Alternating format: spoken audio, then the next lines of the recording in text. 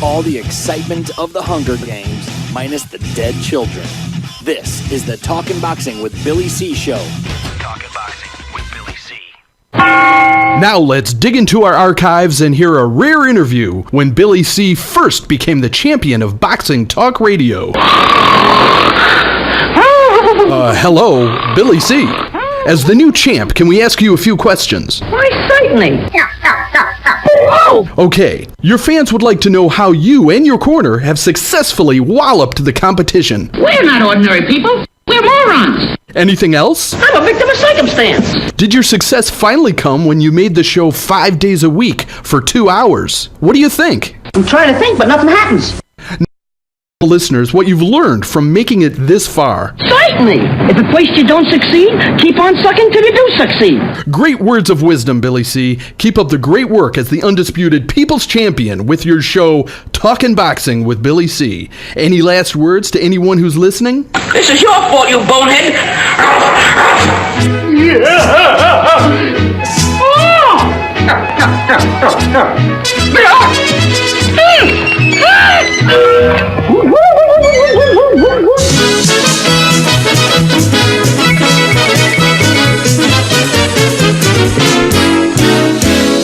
And we're back. You're listening to the Talkin' Boxing with Billy C show. Glad you could join us. And speaking of join us, don't forget to follow us on Twitter. It's at Talkin' Boxing. That's TalkinBoxing.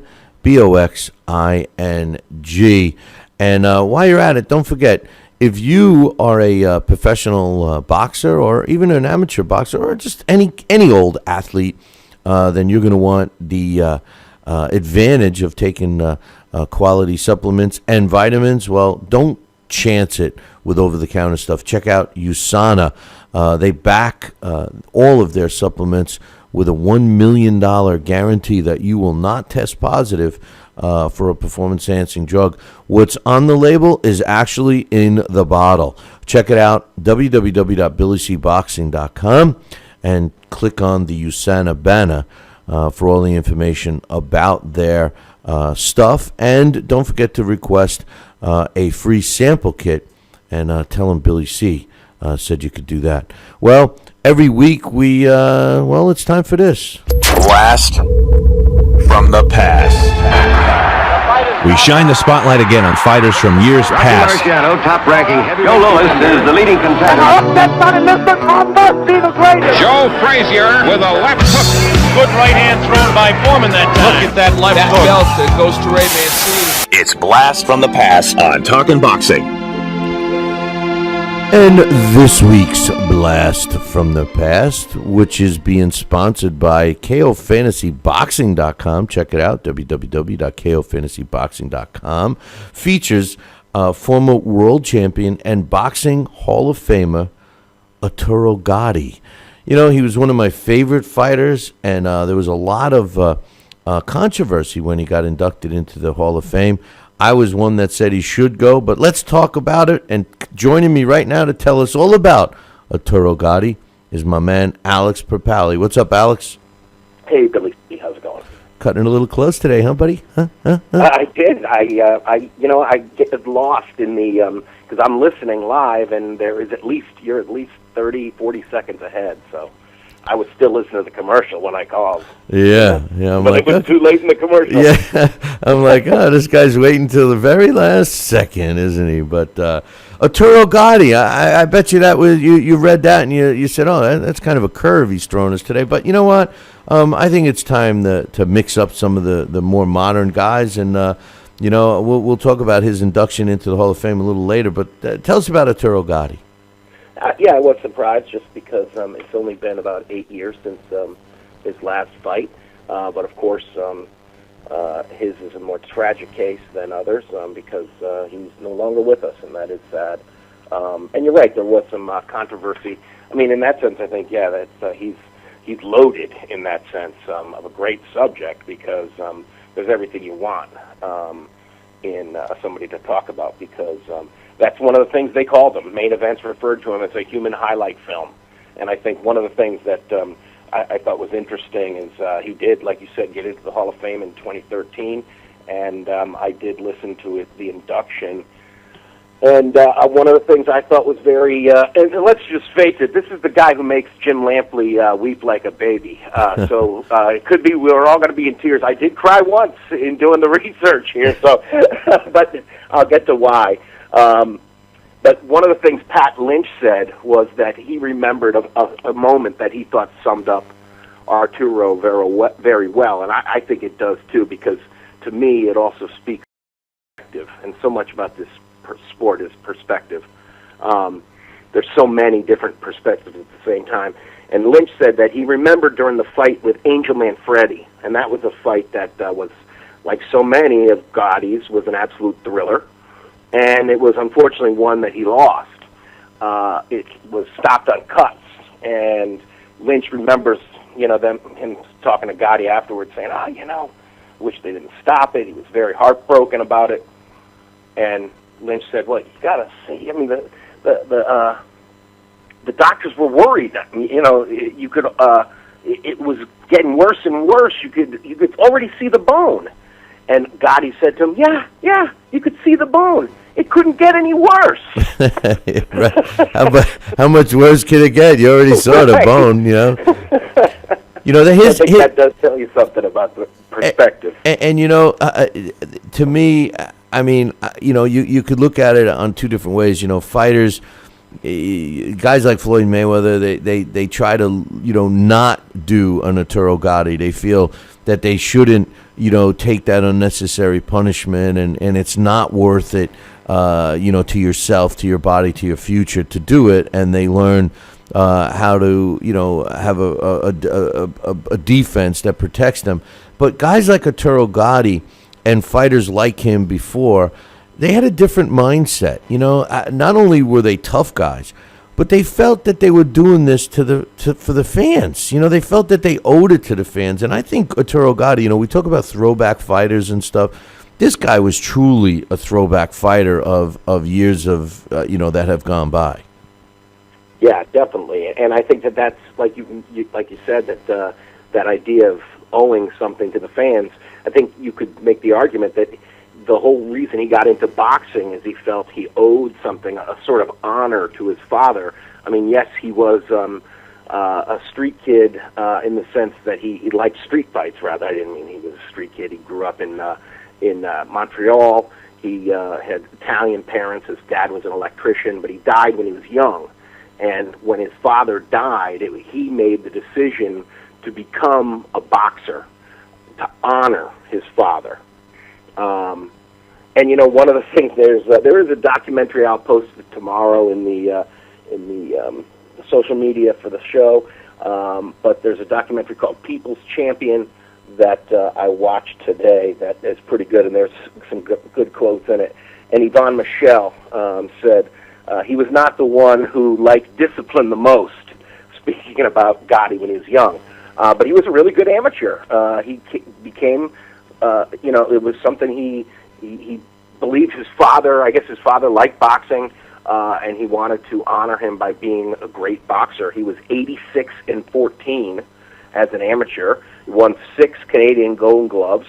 So this is a guy with skills. And I mean, I think that's one of the things that, like you were just saying, at some point along the way, prize fighting and being a skilled amateur are two different things.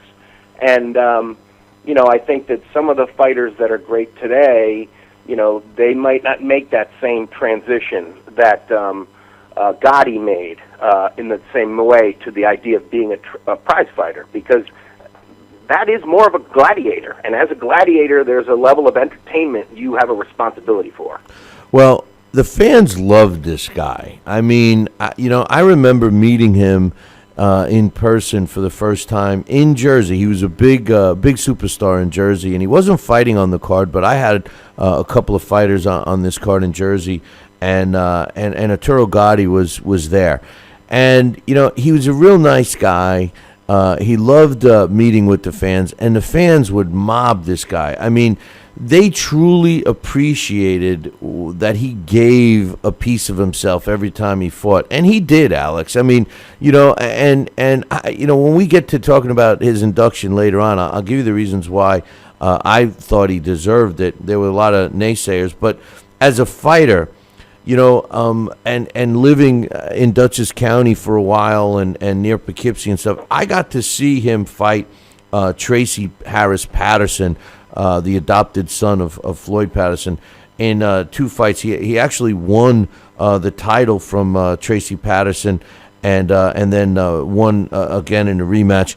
And this was a guy that everybody loved, Tracy Patterson.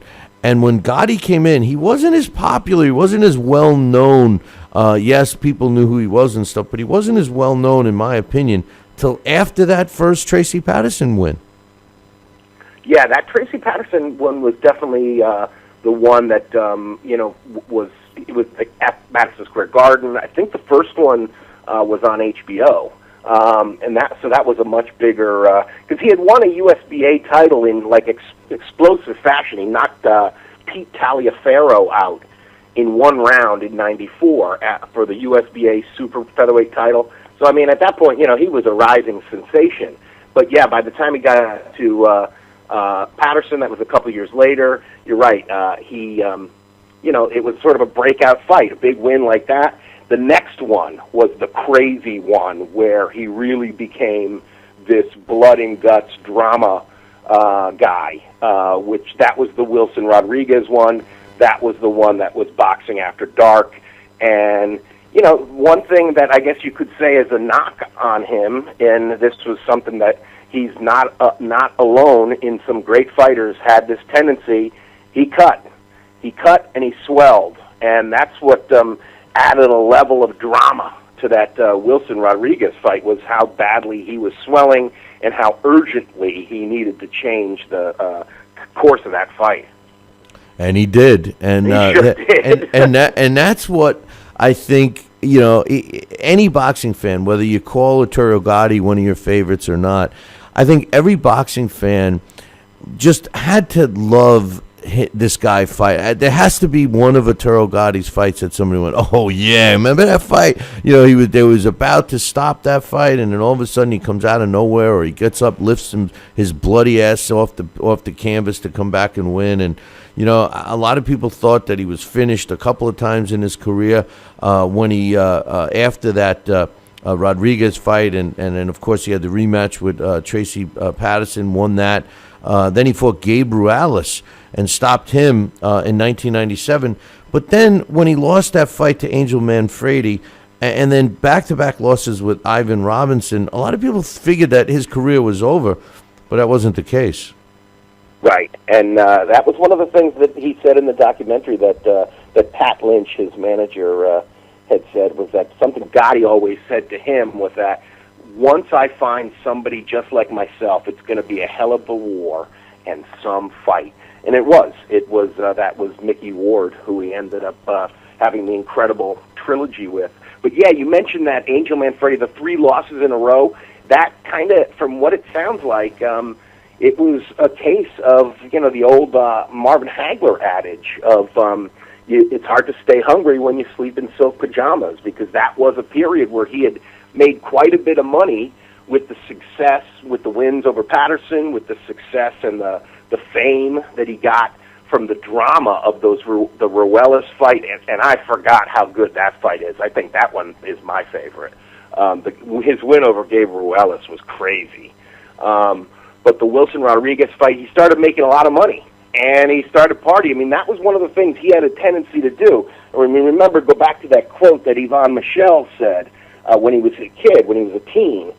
He was not the one who liked discipline the most. So he had a period where, he was drinking, he was partying, and he was a handsome guy. He had this little devilish grin in that documentary about what was going on in that period. So, I think that's what led to the losses. And you're right, that one of the things, it was a win, but it sort of cast a dark shadow over him at that, or it was after those losses, was the Joey Gamache fight. Right. That was another thing that we should mention. Yeah, I was just going to say, before we got into the Mickey Ward trilogy, which everybody remembers, the Joey Gamache fight was really, and I don't know if you blame Arturo Gatti for this, but for everybody that doesn't know, there was a lot of crazy stuff that went on at this weigh-in.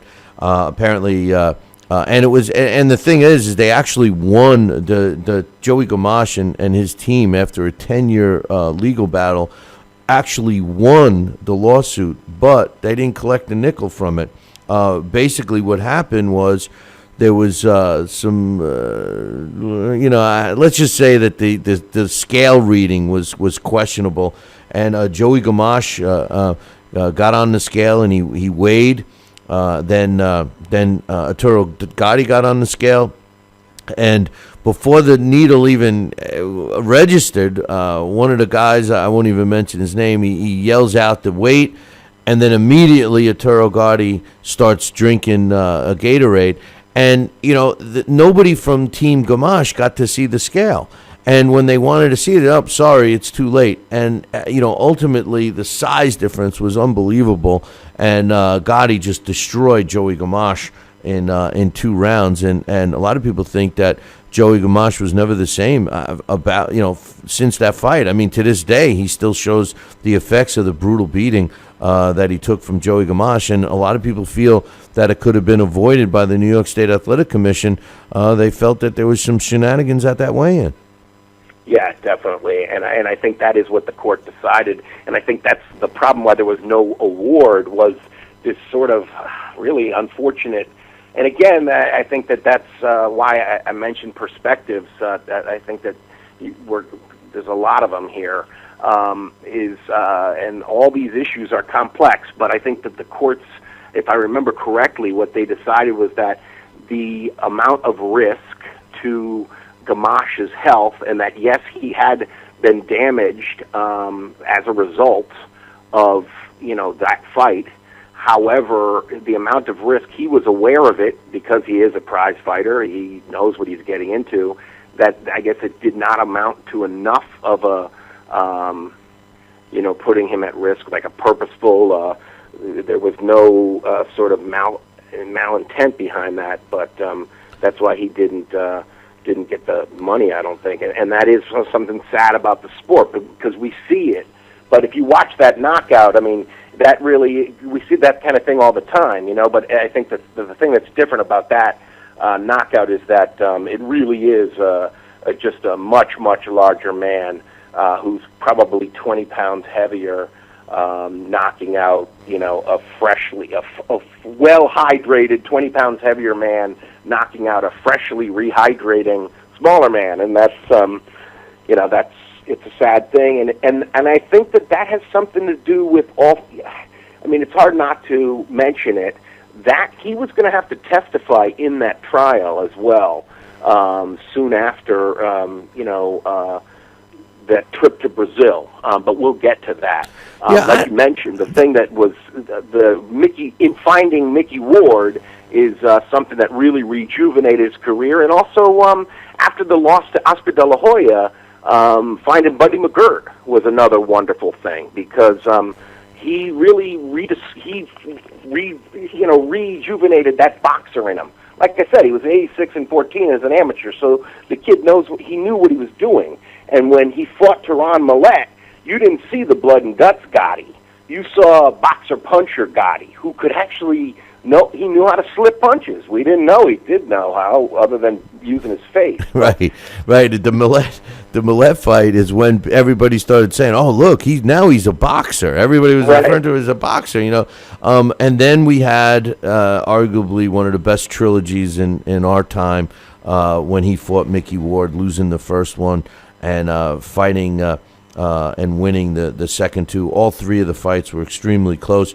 But the best part of these 3 fights, in my opinion, Alex, not to mention one is right in my studio. I'm looking at a shot of Mickey Ward landing a beautiful right on Arturo Gatti at the casino at Foxwoods. But the thing is what I like about this the most, there were no titles on the line. And all 3 of these fights were extremely popular. And quite arguably could have been, that last push to get Arturo Gatti into the International Boxing Hall of Fame.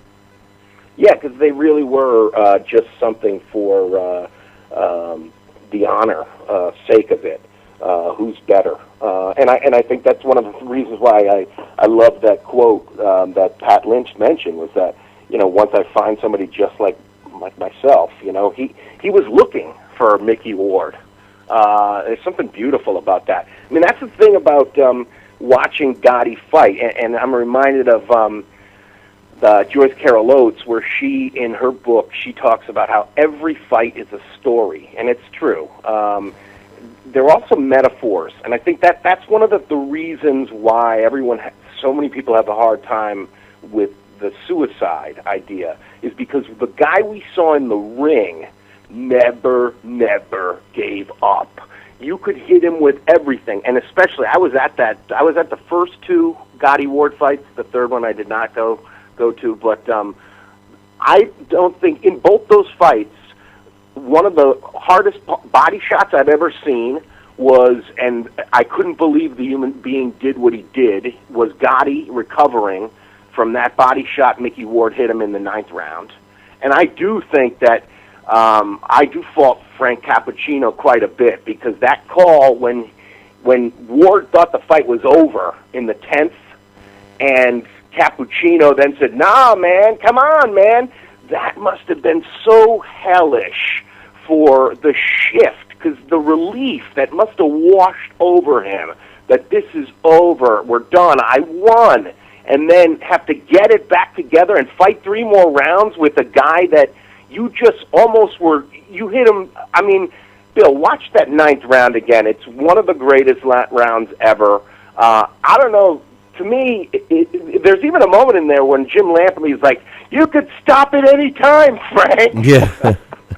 Yeah, I mean, that's what made that trilogy so great, and the next and fight, then in that second fight, the punch to the ear of Mickey Ward. They picked up where the first one left off. That's what I'm saying. Yeah. I mean, you basically had 30 continuous rounds of nonstop. There was no feeling out rounds in those fights. And the thing is, you mentioned James Buddy McGirt kind of changing and turning Arturo Gatti's career around. Well, then keep in mind who the next trainer for Arturo Gatti was Mickey Ward. I mean, that's how tight they became. I mean, his first trainer as a pro was Hector Roca, who, I'm glad he got rid of him. Ronnie Shields, a lot of people forget that Ronnie was in Gotti's corner for really the longest out of all of them.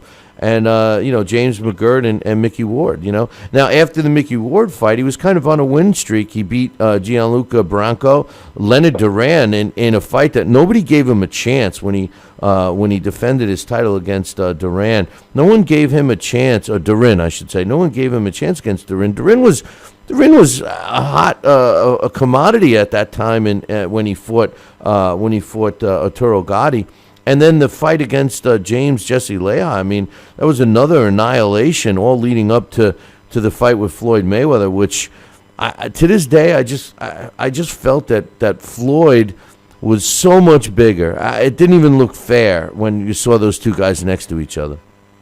Oh yeah, you're right, and I mean, and this is the part where, okay, I'm going to be a jerk now. This is the same guy who we were pretty rough on Kostya Zoo a couple of weeks ago. Yeah, we were. I guess, I mean, this is the thing about, and the thing that I think, there's a line that I always remember, especially watching a lot of local shows lately, that Mike Katz is one of my favorite fighters.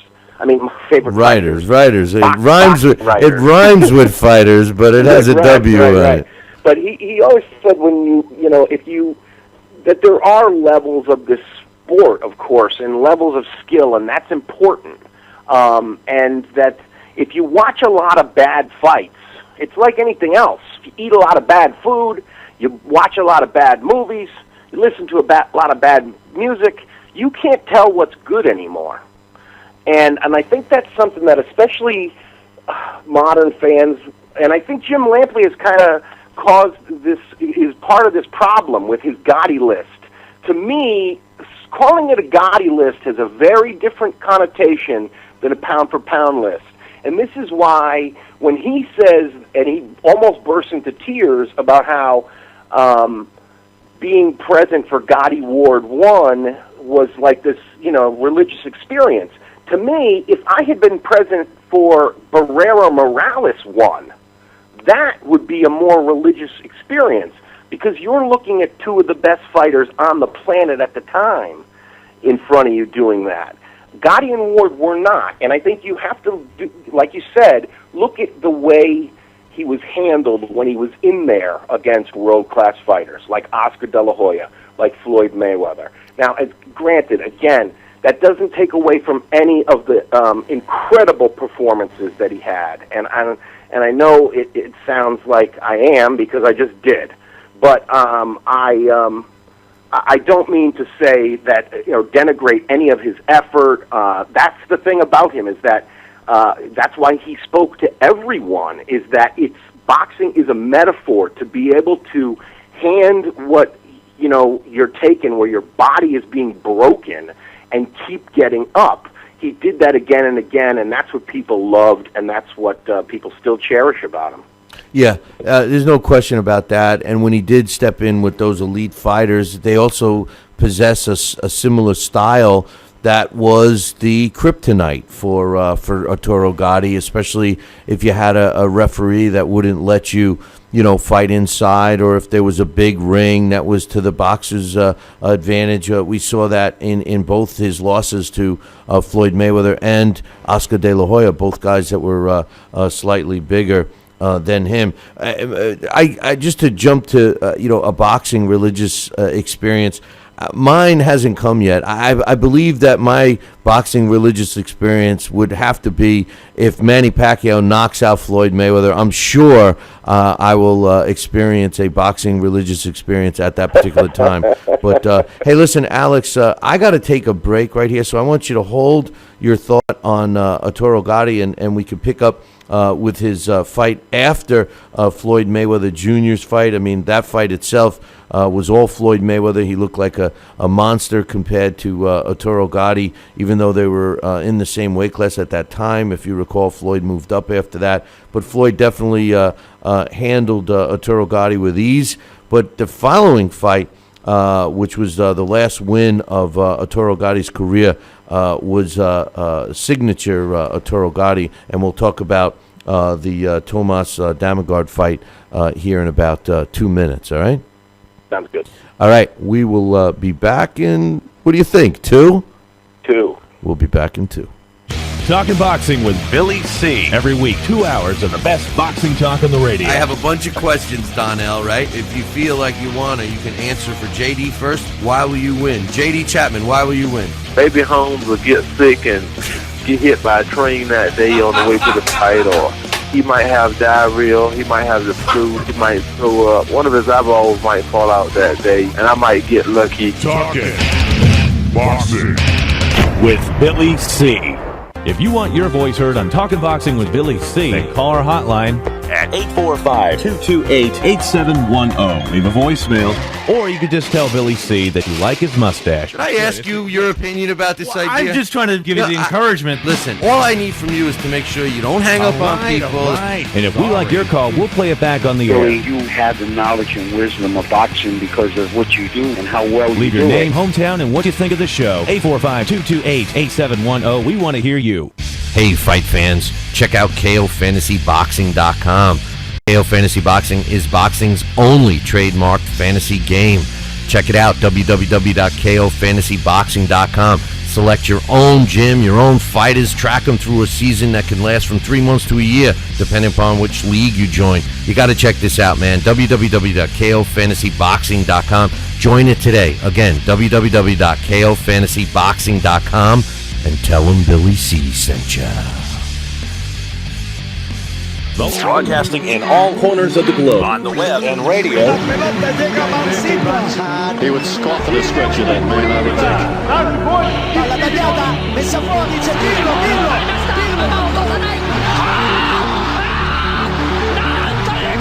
You're listening to Talkin' Boxing with Billy C. From upstate New York and the good old US of A.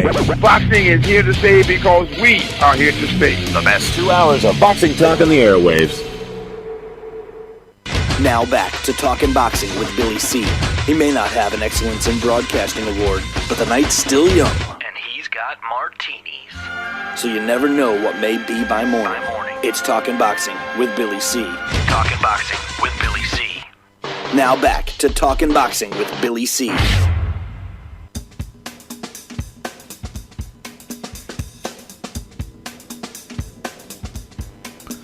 And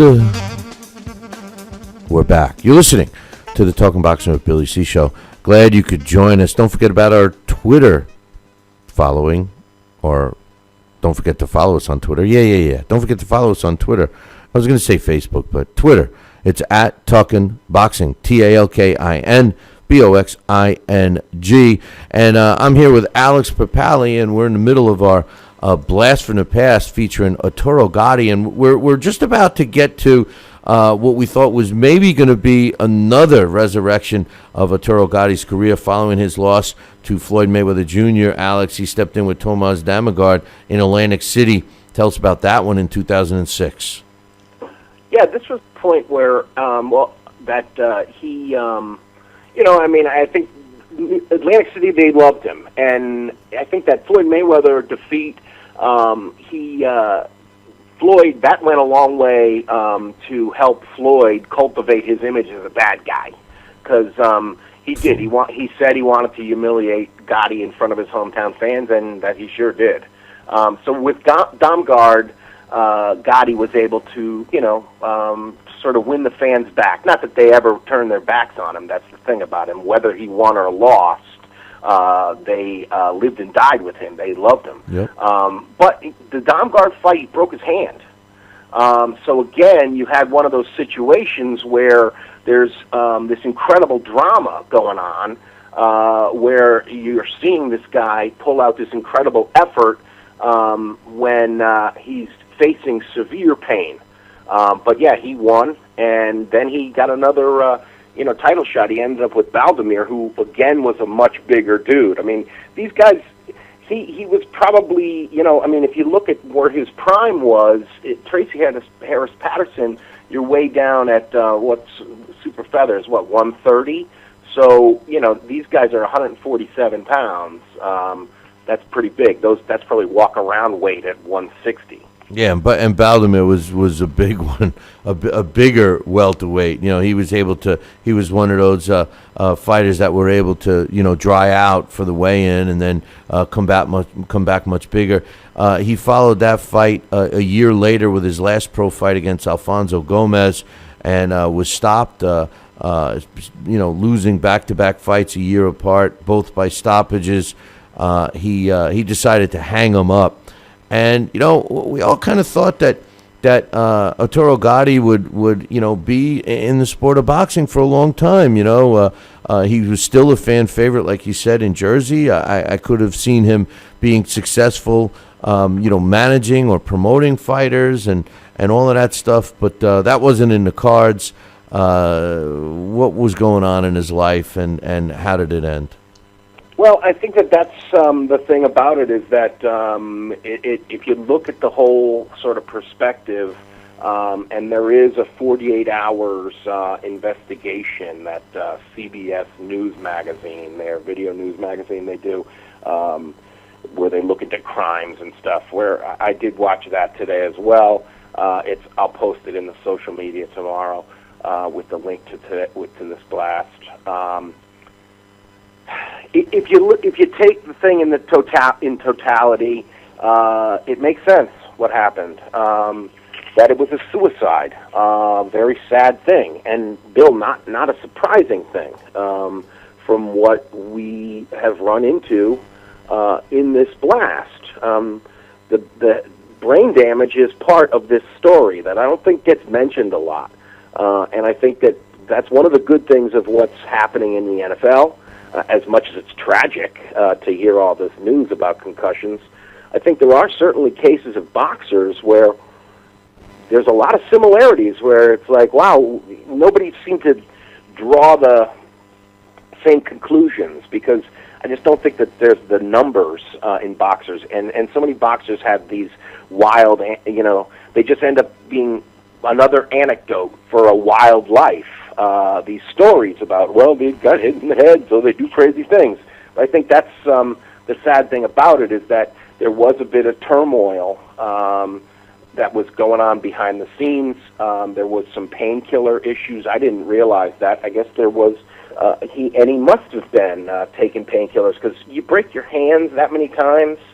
I mean, that'd be tough to cope with things. I think you made a great point earlier in the blast when you said, here's a guy that never gave up, and you would never think of someone that would take their own life with that kind of mindset during his boxing career. However, if he was taking painkillers on a regular basis, he was clearly under the influence that particular night when it happened. He was undergoing some problems with his wife. They had just had a baby. It was like they were trying to start over, and a lot of crazy stories. I know that there's a lot of question marks about how this small woman would have been able to do it if it was a murder. There's a lot of question marks. There's a lot of things that don't make sense. But we know one thing for sure. If a guy is taking some pain medication and he's under the influence of alcohol, which he clearly was that night, and maybe he was doing other things. Maybe he was partying a little too much. He was a partier. He did like to party. He wasn't boxing anymore, so it wasn't like that's out of question. I mean, he could have been doing something, and we all know that all those types of alcohol and let's say he was doing some other kind of drug and even a painkiller. They all make depression and a sad situation worse, and like you say, with the head damage, with brain damage that obviously, has shown us more recently with the studies that it all could have been contributing factors to make this type of a guy who's a warrior in the ring, who never gave up, maybe take the other side, and all it took was that one time, and we lose him, and maybe that's what happened. I don't know. I have my own beliefs. I think there was someone else involved. I think that it was kind of a conspiracy, but it all boils down to money, and you never know. You just never know. You got to let it go at some point, Yeah, but I think that's the thing about the that documentary, is that they did cover a lot of it, and it did answer a lot of those questions that I like you're saying, that I wondered about, like how could she have done it? She must have had help, stuff like that. Even the Montreal coroner has done their own autopsy and ruled that he did die of asphyxiation from the thing that was around his neck. The thing about it that was interesting was that, there's a lot of signs where you'd say, wow, she must have done it. He had recently changed his will. But the thing that also makes sense, like they interviewed Tom Casino, the photographer, who knew him very well, and he talks about how, they were in love, but they had a tumultuous relationship, and there is one point in the documentary where there was an incident in Hawaii where she was pregnant, and they were called in for domestic abuse. There was an arrest. There's a public record of it. Yeah, because of alcohol too. Because of the alcohol too. Right. Because I don't mean to suggest that the painkillers, that he was some pill popper. That was one of his friends in New Jersey, Mario Costa, who they spoke to, who said that he was addicted to painkillers, and when he was like that, he was not himself. But even his brother mentions the alcohol, Joe Gatti, and Joe Gatti is one of the only family members who does believe it. And he's a former fighter, and that's one of the things. Remember, boxing, it is a metaphor, and as much as what he did was amazing and superhuman, life's harder. Life's a lot harder than just getting up. When you get up from how life knocks you down, it's not the same as getting up in the ring. And it's hard for these guys who were so extraordinary to be ordinary, and especially when they're losing things. One of the things Costa says is that he was losing his vision. He would hold his cell phone up to one of his eyes, because in the other eye he'd see triple. Yeah, well, so, come on. These guys are like broken. And I think that was one of the things that they described the night where he did die. It was a huge public scene that he had this horrible fight with his wife there in a bar. They were throwing things at each other. He threw her down. They ended up, he started to leave the place. When he came back, the restaurant, people who had seen it started throwing things at him. That's where his head was hit, and that's where his head was cut. And I guess a lot of the bystanders says he acted like the Hulk. He was in a fight with like 3 or 4 people. When he got back to the apartment, that was when she said that he was very sad, and it must have been like maybe he sobered up. That's where she ended up going to bed, and he just said, well, I guess it's over. So there was this intention that they're breaking up again, because that was the whole point. He had surprised her with the trip in hopes that he could sort of put the relationship back together. For the sake of his son, he loved his son dearly, and this is when I cried today, because when you think about it this way, because that Mario Costa said there was many times he talked about suicide. There was another incident where he went there very upset and wanted to borrow his gun. And that he said that, but he loved his son dearly. And when you think about that, then the doing what he did 3 weeks before he died, before that trip makes sense, changing the will. Well, one thing I will say, and, I didn't investigate this or anything, but I will say this. Just because an autopsy says that he died of asphyxiation, from a hanging, consider this. If he passed out and he was out, and if he was that drunk, somebody could have, killed him while he was sleeping, hang him like that. There was no struggle or anything. So, I mean, that is possible, but we'll never know. And, eventually it's got to be put to rest. And I think it is now. As far as the Hall of Fame, I just want to mention real quick that, I was one of the guys that felt that he deserved to be in the Hall of Fame. And a lot of people, like you said, like you alluded to earlier, the big fights, the biggest names, specifically Floyd Mayweather and Oscar De La Hoya on his resume, he fell short against, and that was the argument from a lot of people who felt that he did not belong in the Hall of Fame. But, I believe this. I believe in any Hall of Fame, not just boxing, that not only do you have to be better and exceptional, compared to the rest of the field, but you have to have made an impact on the sport in some type of positive way. And I think Arturo Gatti clearly made an impact on the sport of boxing. In addition to his accomplishments as a former world champion and everything else, not only did he have and leave a huge fan base behind, but people refer to it, like you did earlier, refer to the Gotti type of fighter. He's a Gotti type fighter, or the Gotti style, or whatever. That's going to live forever, kind of, And I think that this guy did deserve to get in the Hall of Fame, and I, for one, am glad he got inducted in 2013. Yeah, I think that, I do have, I'm one of those snobs. And I think that that's a line we do have to, make that distinction. That, and if you look at Mickey Ward too, it's the same kind of thing. Mickey Ward has losses to Zab Judah. So I think when it comes to skills, no, I don't think he has the credentials. But I would absolutely concede that the Hall of Fame is more than skills. Thrills are a major part. Rocky Marciano, technically when Rocky. When it comes to thrills, but see, Marciano was the best in the world.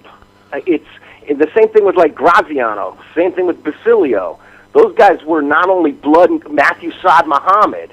He was a blood and guts guy, but he was also the number one guy with that style. So that's the thing that I think the modern fan has to keep in mind. I don't know. It's the sort of Marlon Starling factor, Bill. When you have a guy like Marlon Starling who's not in the Hall of Fame, and there's probably others, I'm sure there's small There's a lot of little Asians that I don't know who haven't been inducted yet because it really helps to be an American to get voted in. But you have somebody like Marlon Starling, who's was the number one guy in the world in a division, and he's not in there yet. So I do think in that case, but like I will concede, it's not all about skills. Yeah, I sometimes like in the Rocky Marciano case, and you make a good point that only one champion, they were the best in the world. But if you don't have the skill set and you're still winning, and you're at the top of your game because you're winning because of conditioning and strength and heart and all of that. That's got to account for something, and I think that Arturo Gatti, although the business of the sport was changed, and he didn't get the opportunity to be the number one guy because there was other titleists during his reign. I think he did have the makings. It would have been interesting to see an Arturo Gatti fighting in the 30s and the 40s because I think we would have got the same Arturo Gatti, and it would have been interesting to see how he would have fared. So, who did you put him in with? What weight class? Well, that was the thing. That was a question, and so I put him in at a couple of different. The lightest I put him in was junior lightweight, and number one is Takashi Uchiyama, and he did pretty well against Uchiyama. He had 54 wins. I had him fight up 100 times. 54 wins, 40 losses, 6 draws. He knocked Uchiyama out 30 times, and Uchiyama was able to stop him 19 times.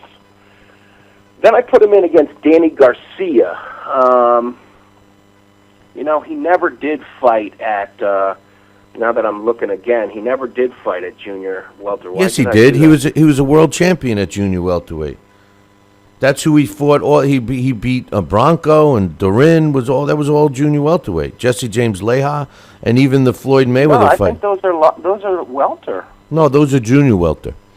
Super. I'm sorry. The only welterweight fight. The only welterweight. They don't even call it the same thing. Yeah, the only welterweight fights was the Damagard and then his last 2 losses. They were welterweight fights, and but. He's actually listed as a super featherweight. I mean, that's really was him in his prime. But anyway, go ahead. Okay, good. Then I'm not a jackass because I did put him in against Danny Garcia. He did pretty well against Danny Garcia. Against Garcia 100 times. He does come out on the losing end. He won 44. Garcia bets him 50 times, and Garcia was able to knock him out 21 times. He stopped Garcia of his 44 wins. He stopped Garcia 25 times. They had 6 draws. Wow. I would have loved to have seen that fight, to be honest. Yeah, I think that would have been interesting because I think they probably would have matched up well, and it would have been a chance for us to see to test Garcia's mettle because Gotti would have hurt him at some point, because that's just the way he was. He was going to catch you. Was that the last guy you put him in with? I put him in, for the hell of it. I put him in there against Pacquiao. We know what he did against Mayweather, and I put him in there just to test the computer. This is kind of sad. Out of 100 fights, he beat him 97 times. Mayweather beat him 97 times. You mean Pacquiao? And Mayweather knocked him out 45 times. Wait, you mean Pacquiao, right? Pacquiao did a similar thing. Against Pacquiao, he beat Pacquiao 8 times. Pacquiao won 89 times, and of those 89, he stopped Gotti 70 times, and they drew 3 times. Wow. He did better against the Pac than he did against Floyd. Yes, he did. Much better. Yes, he beat him almost 3 times as many times. Arturo Gatti, former world super featherweight and junior welterweight world champion. His career record, 40 wins, 31 coming by knockout. He had 9 losses in which he was stopped 5 times, like Alex said, most of the time, because his bones were showing and his eyeballs were hanging out. He was 5'7.5", had a 70-inch reach, 253 rounds as a pro with a 63% knockout ratio. He did die in 2009 under crazy situation there at only 37 years old. Arturo Gatti was inducted into the International Boxing Hall of Fame in 2013. Arturo Gatti, this week's Blast from the Past. And Alex, great job as usual. Alex.